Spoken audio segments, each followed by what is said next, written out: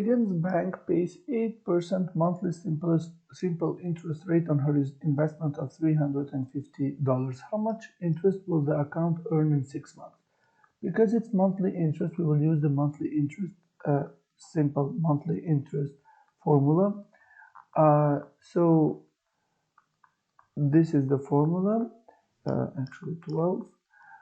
Now, P corresponds to principal investment, which in our case is 350 times R is the interest rate, which corresponds to 8, times T is for the period in months, which is 6 months, over 100 times 12. After simplifying this fraction, you will get your answer as 14. So $14 in simple interest. Next, Tolga's investment of $1,800 earned, so this is the investment, so it corresponds to P. Earned, that means it's the interest. In annual simple interest, what was the annual interest rate? Well, if she earned $576 in 1 year, we will use the formula for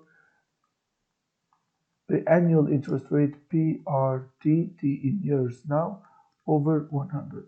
So the interest was 576.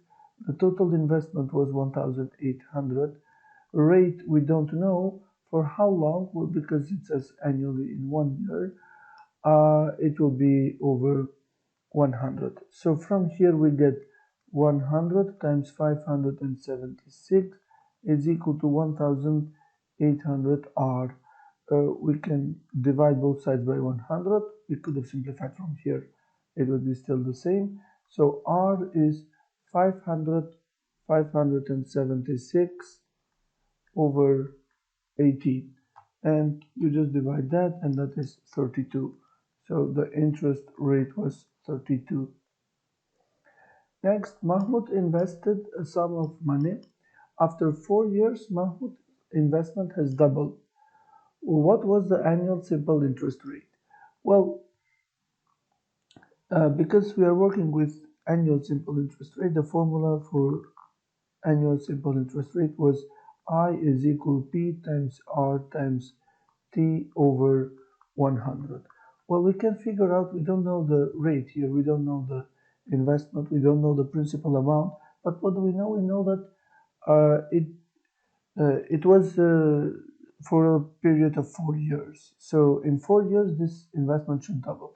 So that means P times R times 4 over 100.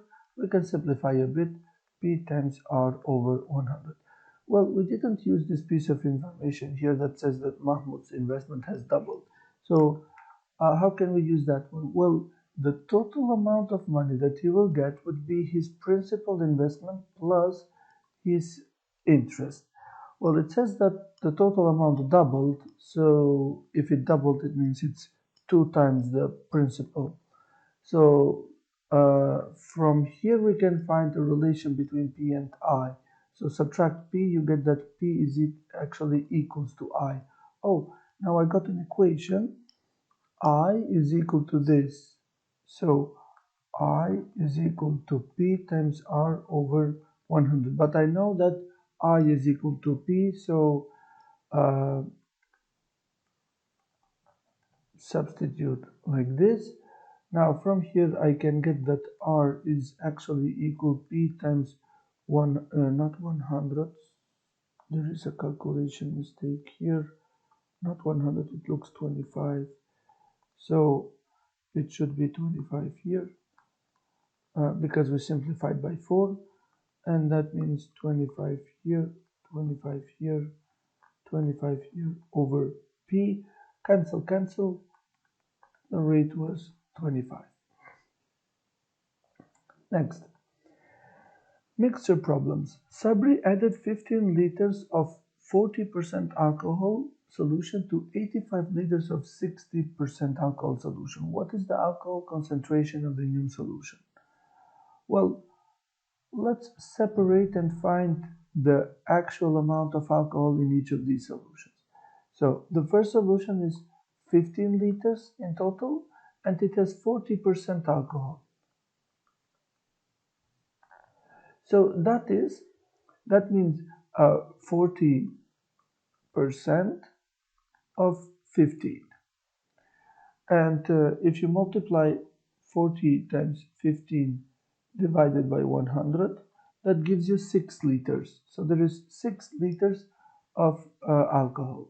Because there are in total 15 liters, that means 9 liters of water maybe. The second solution is a solution of 85 liters, but it has 60% alcohol.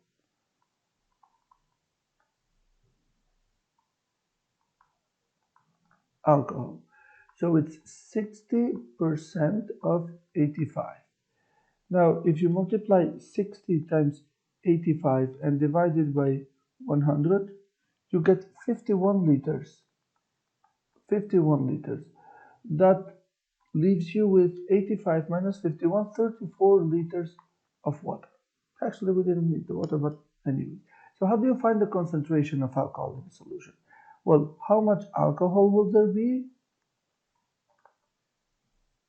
Alcohol over the total volume.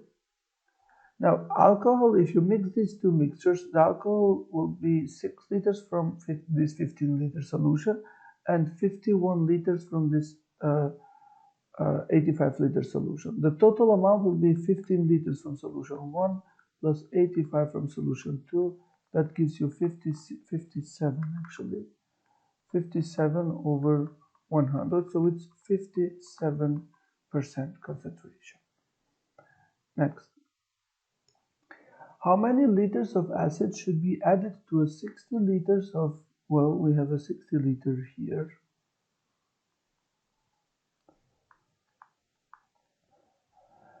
Now, 25% should be added to 60 liter of a 25% acid solution in order to produce 40% of acid solution.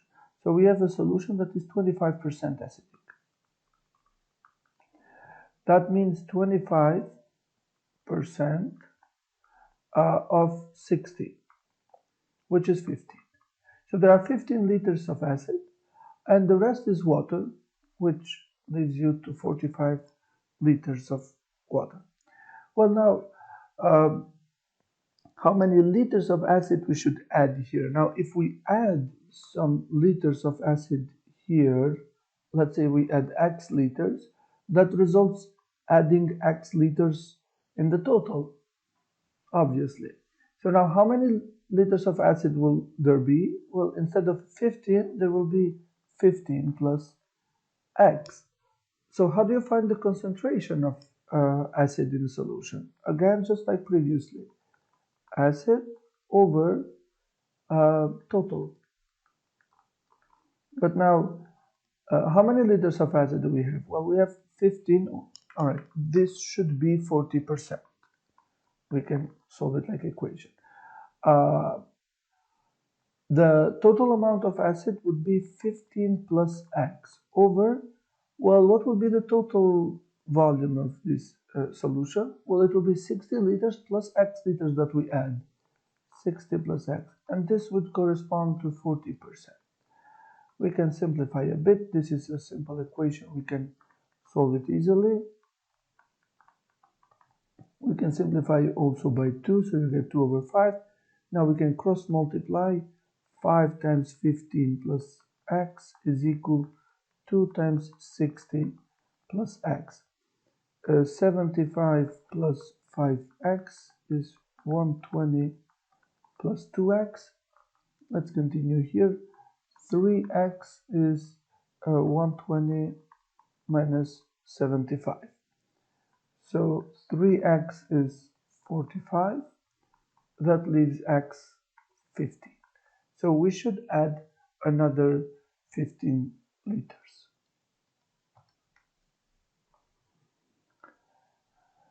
A chemist has 30 grams of a 10% salt solution. He wants to increase the salt content to 20%. How much water does he need to evaporate? Again, we have a solution here. The total amount of this solution is 30 grams. It is 10% salt. What does that mean? That means 10% of 30, which is 3 grams salt. That leaves you with 27 grams water.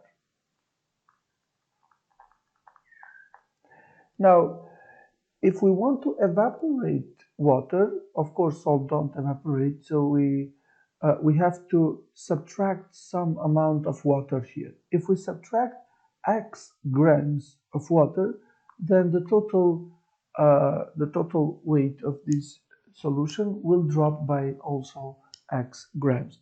Again, how do you find the concentration? Well, salt over total. Well, we want a solution that would be 20% acidic, so it will be 20%.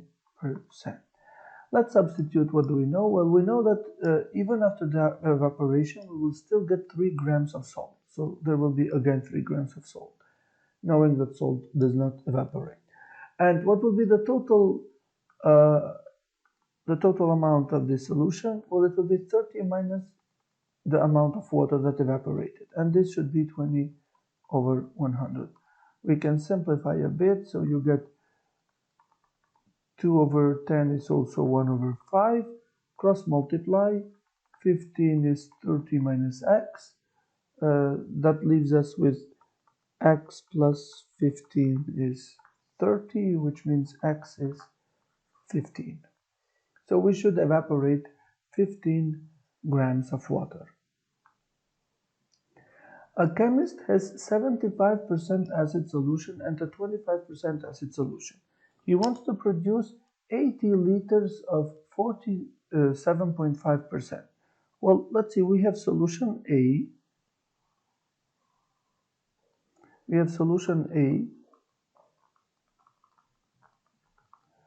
And we have solution B as well.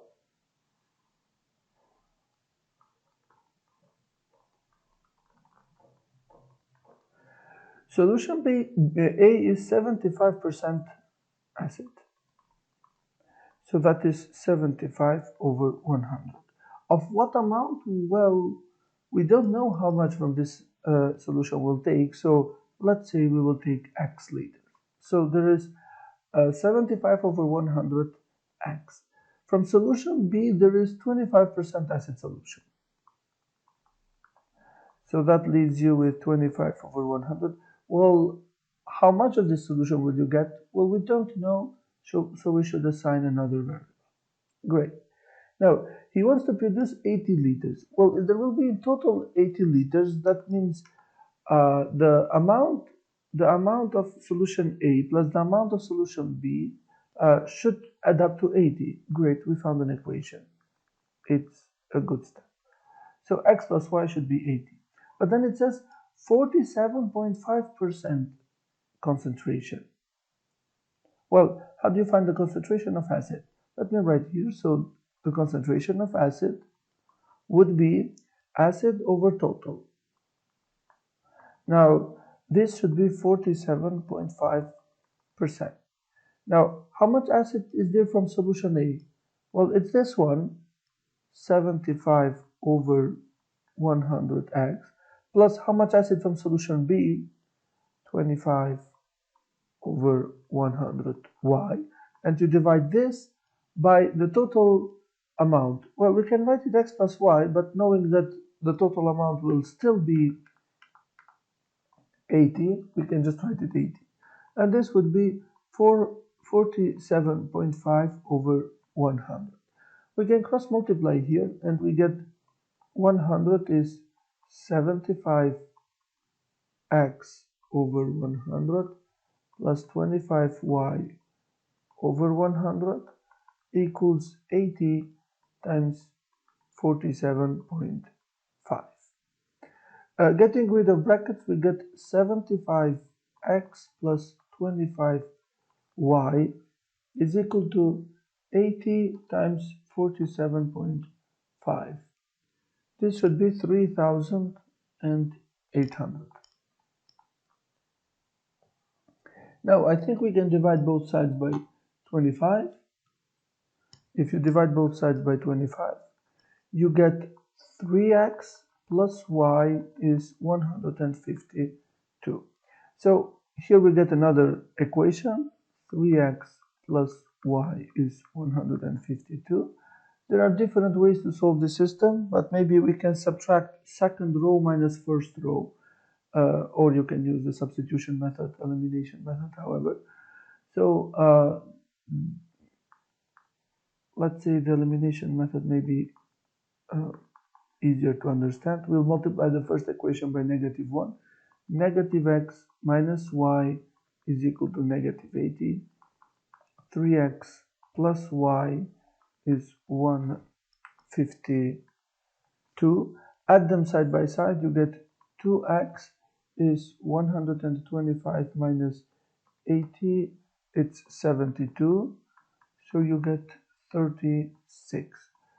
36 liters of the first solution. The second one, well, it will be 80 minus 36, 44 liters.